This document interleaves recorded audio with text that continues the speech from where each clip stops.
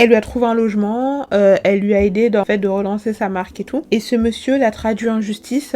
Et j'arrive souvent à faire les gens se rendre compte de leur potentiel, à les aider, parfois même à aller vraiment à révéler leur potentiel. Et c'est vrai que combien de fois finalement t'es là, t'aides des personnes et tout. Et donc du coup quand par exemple moi je dis que je ne peux pas marcher avec quelqu'un qui est trop gentil, parce qu'en fait cette personne, des fois t'as des personnes comme ça qui veulent tellement faire le bien. Tu peux vouloir faire le bien tout en protégeant ta personne. Parce que tu ne peux pas être dans une précarité extrême et vouloir aider les gens. Les gens savent qu'ils ne savent pas dire non. Ce sont des personnes qui, quand eux sont dans le besoin, il y a personne. Parce qu'en fait, peut-être que la personne n'aura pas la culture de demander de l'aide. Moi, Bonjour à tous et à toutes. J'espère que vous allez bien. Bienvenue dans cette nouvelle vidéo. Pour ceux et celles qui me découvrent, moi c'est Nini, créatrice de contenu depuis début janvier maintenant. J'ai enfin trouvé la force et le courage de me lancer sur YouTube. Je savais un peu les lignes directrices sur lesquelles est-ce que j'allais m'appuyer pour créer mon contenu, mais je vous avoue que c'était un peu en freestyle. Je me suis dit, bon, tu sais quoi, tu vas juste exprimer ta personnalité, tu vas faire un contenu où tu vas vraiment parler de choses qui te tiennent à cœur, et si tu trouves des personnes qui résonnent comme toi ou qui aiment ta façon de voir la vie ou d'échanger sur plein de sujets, bah c'est super. Donc là, aujourd'hui, c'est la première fois que je vais vraiment parler d'un sujet d'actualité, parce que c'est vrai que pour l'instant, je vous parlais plutôt de story time ou de conseils par rapport à des situations que j'ai vécues personnellement, mais je me suis jamais vraiment assise pour vous parler de situations qui concernent d'autres personnes. Et aujourd'hui, je voulais vraiment faire une vidéo pour vous parler, je pense que vous avez dû le voir sur TikTok, si vous êtes sur TikTok, le cas Aya et Hassan. Alors, je vais reprendre un peu l'histoire. Je suis désolée, en ce moment, j'ai pas beaucoup de temps pour moi, donc je crée beaucoup de contenu parce que je suis aussi sur TikTok. D'ailleurs, j'ai bientôt les 10 000 abonnés, donc si vous n'êtes pas encore là-bas, venez me suivre. Si vous aimez mon contenu ici, vous aimerez mon contenu aussi là-bas. Donc c'est Nini Bolingo. Sur Instagram aussi, mais mon Instagram, je vais le mettre quelque part. Et donc Aya, pour vous faire court, c'est une jeune femme qui est très belle en plus. Elle, son contenu, c'est d'aider les autres. Donc par exemple, elle a aidé un petit au Maroc, dans son pays d'origine. J'ai plus le nom du pied, j'ai pas envie de déformer, donc juste elle a aidé un petit. Elle aide aussi beaucoup de sans-abri. Elle ouvre des cagnottes. Elle a une communauté qui est très engagée, qui répond toujours présent à l'appel. En fait, c'est un peu une bonne samaritaine en quelque sorte, et c'est vraiment quelqu'un, tu sais, t'as des gens, tu les connais pas, mais rien que dans leur manière de créer leur contenu, dans leur manière de se comporter, dans leur manière de faire, tu vois que leurs intentions sont vraiment pures, tu vois. Et pour vraiment vous faire court, Aya est partie, donc elle est dans la rue et tout, et un jour elle tombe du coup sur un monsieur qui s'appelle Hassan. Et en fait, donc ce monsieur, je crois qu'il était pas dans la rue, mais il était dans un centre, vous savez, des centres pour les sans-abri ou des choses comme ça, où là-bas il était vraiment maltraité, etc. Donc du coup, il a levé une cagnotte, je sais plus combien c'était, mais c'était à peu près 40 000 € de la cagnotte, et sur les 40 000 €, si je dis, excusez-moi si je me trompe, d'accord, mais il me semble qu'elle lui a donné 37 000 € ou quelque chose comme ça. Elle lui a trouvé un logement, elle lui a aidé dans le fait de relancer sa marque et tout, et ce monsieur l'a traduit en justice parce que, en gros, je crois qu'il voulait les mots de passe des comptes de la cagnotte ou quelque chose comme ça, chose qu'elle a refusé de donner, et lui, en fait, en gros, il disait non, mais je veux savoir qu'est-ce qu'il y a sur l'argent et tout. Donc du coup, monsieur a pris un avocat contre cette même Aya, qui l'a sorti de la rue, qui l'a aidé à sortir d'une situation très précaire, qui lui a donné une stabilité de vie maintenant. Et monsieur a trouvé la force de prendre un avocat contre cette... En fait, c'est incroyable. Je crois que carrément, j'ai même pas eu la force de trop m'immiscer dans cette histoire, tellement pour moi, elle est lunaire. Il a trouvé la force quand même de prendre, en tout cas, contact avec des recours juridiques pour une histoire de 2000 et quelques €. La connaissant et vu comment est-ce qu'elle fait son contenu, si vous la suivez un peu, vous voyez bien que elle voyage, elle va dans d'autres pays, elle aide, etc. Enfin, elle est vraiment dans le caritatif, tu vois. Donc du coup, je sais pas qu'est-ce qui s'est passé, mais voilà un peu où on en est. Et en fait, tout ce qui se passe autour d'Aya, etc., ça résume parfaitement ma pensée par rapport à l'excès de gentillesse. Et cette femme, vous savez pourquoi est-ce que je ressens qu'elle a un cœur blanc? Parce que j'ai eu une maman qui a eu aussi un cœur blanc comme ça. C'est-à-dire que ma maman peut-être trouver son bonheur personnel dans le fait d'aider son prochain, dans le fait d'aider les autres, dans le fait d'être toujours disponible tout pour les autres, dans le fait de se sacrifier pour son prochain, pour le nécessiteux, pour la personne qui... Mais même à son détriment. Et même quand cette personne avait la force, par exemple comme Hassan, de la critiquer, d'aller voir des membres de la famille, de la calomnier, etc. Ma mère continuait parce que elle le fait pour elle le fait par rapport à Dieu, etc. Et l'être humain est comme ça, il faut pardonner. Et aussi, elle était très croyante, donc du coup, va expliquer à un croyant que oui, certes, la gentillesse, mais il y a des limites. Bon, bref, c'était invivable. ok, en tout cas pour moi, et sur certains aspects, ça a aussi forgé ma personnalité parce que je pense que j'ai aussi cette hypersensibilité et ce côté où je veux toujours... J'ai en plus ce syndrome, moi j'ai le syndrome de l'imposteur et j'ai le syndrome du sauveur, ce qui fait que j'ai toujours envie de tirer les gens vers le haut, je vois très vite le potentiel chez les gens, j'arrive souvent à déceler du potentiel incroyable chez les gens et j'arrive souvent à faire les gens se rendre compte de leur potentiel, à les aider, parfois même à aller vraiment à révéler leur potentiel. Et c'est vrai que combien de fois finalement t'es là, t'aides des personnes et tout. Même j'avais raconté dans ma précédente vidéo une story time justement de Gisèle, vous voyez, elle vient dans la boîte, je l'aide, je fais en sorte qu'elle se sente bien, je la mets bien, etc. J'intègre dans l'équipe et tout.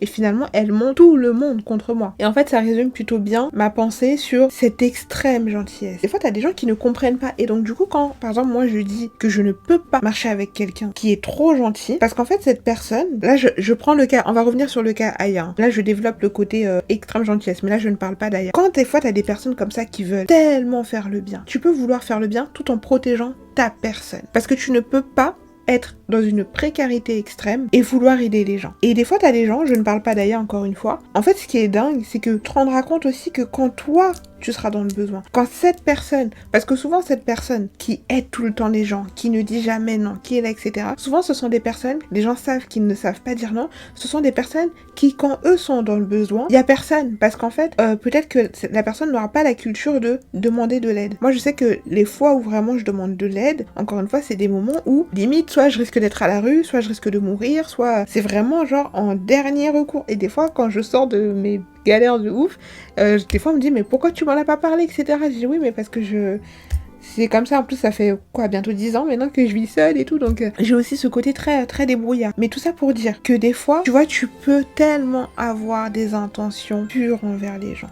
Tu peux leur faire le plus grand bien. Ces mêmes personnes peuvent se retourner contre toi. Et il y avait des personnes qui disaient dans les commentaires, justement peut-être que si cette personne était dans la rue ou était dans ce centre, etc., c'est qu'il y avait une raison. Et il y a beaucoup de gens pour qui c'est comme ça. Des fois on voit des gens, surtout quand t'as le syndrome du sauveur, pour moi c'est l'un des pires syndromes parce que clairement ça peut tellement te mettre en danger. Toi, tu vas avoir cette envie, tu vas te dire non mais moi je peux aider cette personne. Et tu tires même une satisfaction dans le fait de sortir telle ou telle personne d'une certaine situation. Et tu penses que du coup cette personne parfois, même sans t'en rendre compte, tu vois, t'attends une certaine reconnaissance. Et quand tu te rends compte que cette personne n'a aucune reconnaissance, ça peut faire très mal.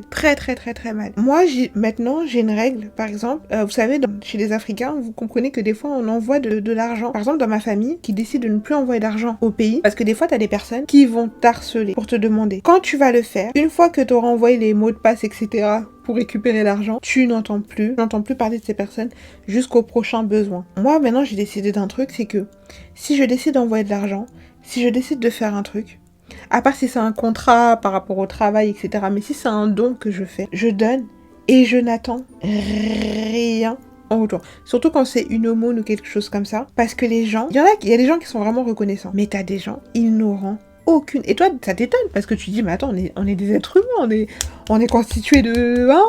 Comment ça en fait, enfin, quelqu'un te fait du bien, et toi tu rends ça par le mal. Et c'est pour ça que parfois vous trouverez des personnes qui seront très, tu vois, ils se mélangent pas, ils parlent pas beaucoup avec les gens, ils fréquentent pas beaucoup les gens, etc. Des gens vont penser que ce sont des mauvaises personnes, ce sont des personnes qui sont méchantes, ce sont des personnes qui aiment pas les autres, etc. Alors qu'en fait, parfois c'est pas forcément ça. Des fois c'est juste qu'ils ont vu un vice que toi, peut-être que tu n'as pas vu, ou alors ils se sont tellement fait avoir que maintenant ils prennent la décision de tout couper, de s'éloigner, parfois même des propres membres de leur famille, parfois d'amis de longue date, etc. Et tu vas juste penser que cette personne est ingrate ou calcule plus ou a changé, etc. Mais c'est juste que des fois, en fait, la déception est tellement grande que tu préfères t'isoler et te refermer sur toi-même. Alors que ça n'a absolument rien à voir avec les gens.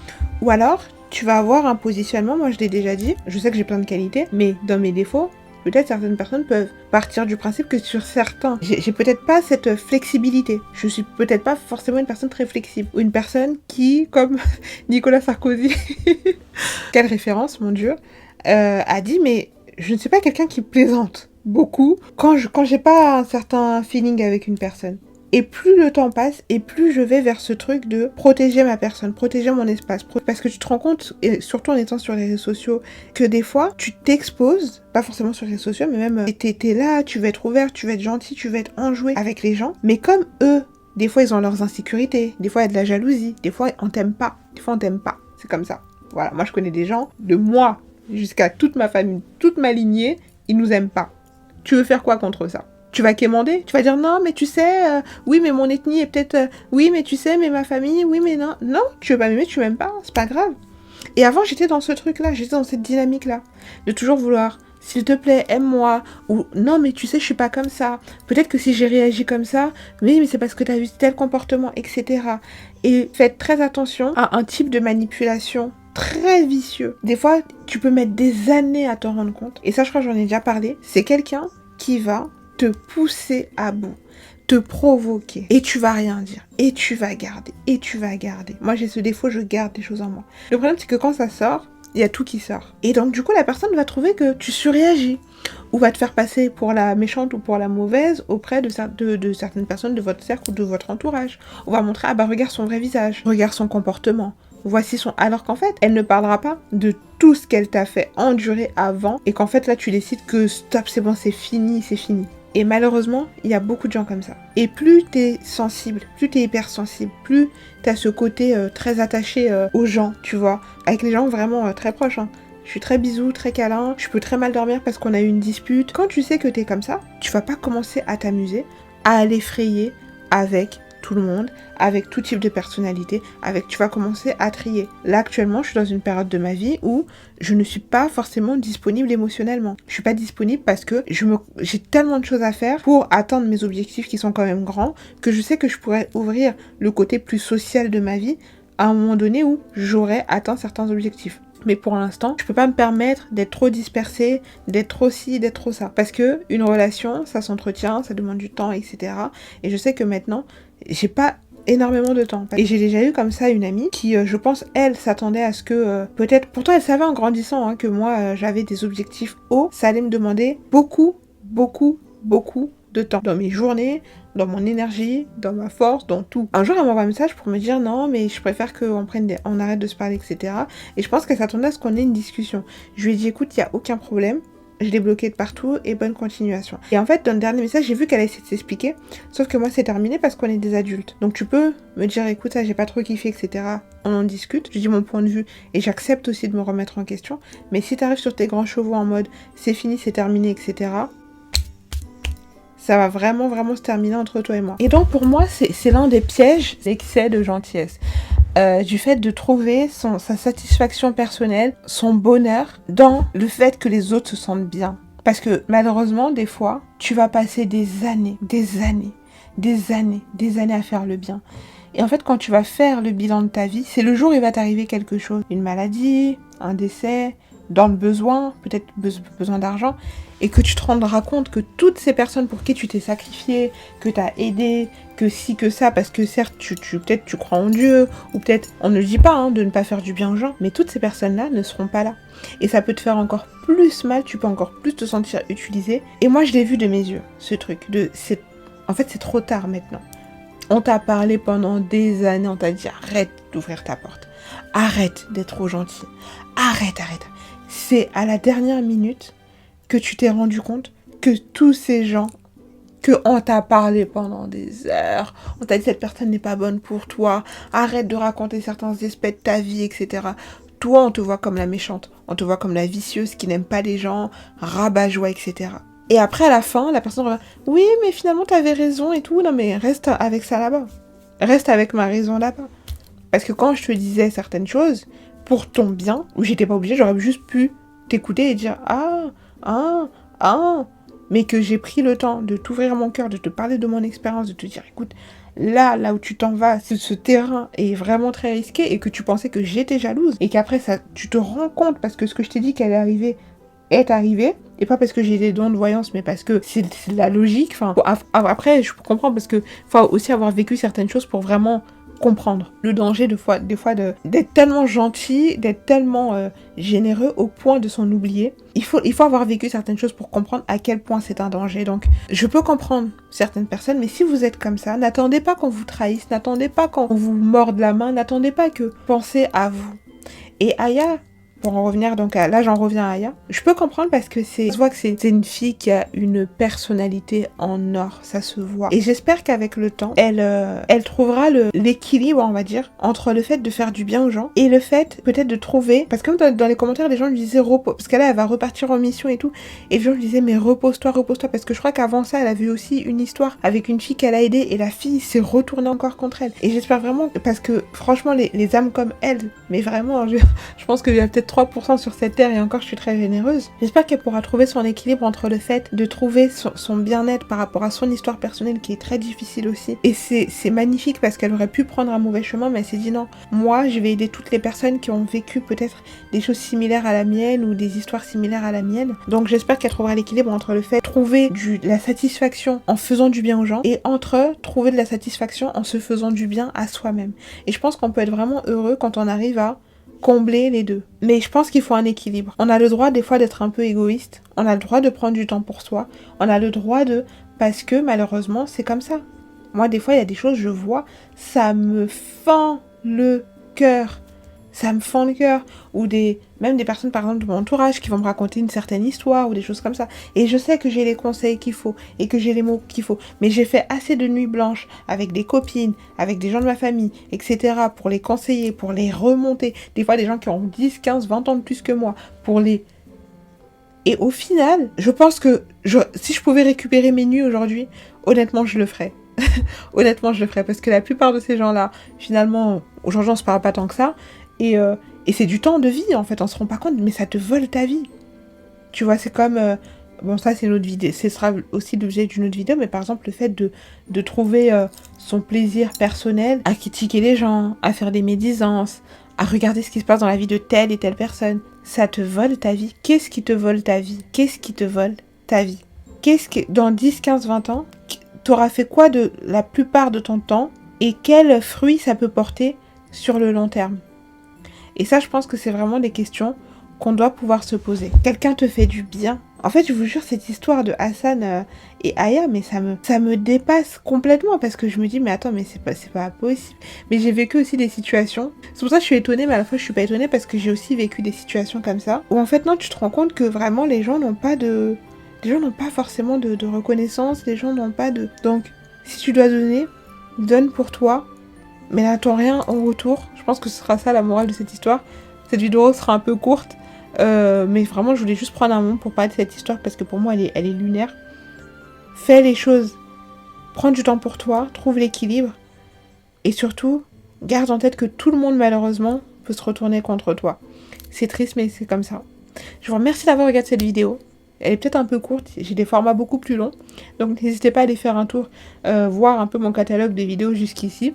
Si vous aimez les formats plus longs, vous allez trouver ce qu'il faut. Si vous aimez les formats un peu plus courts, vous allez trouver ce qu'il faut. J'essaie de varier un petit peu aussi pour toutes les personnes. Mais par exemple, si vous aimez écouter les podcasts la nuit avant de dormir ou des choses comme ça, sur des réflexions personnelles de la vie, je pense que vous allez beaucoup aimer mes longues vidéos d'introspection, etc.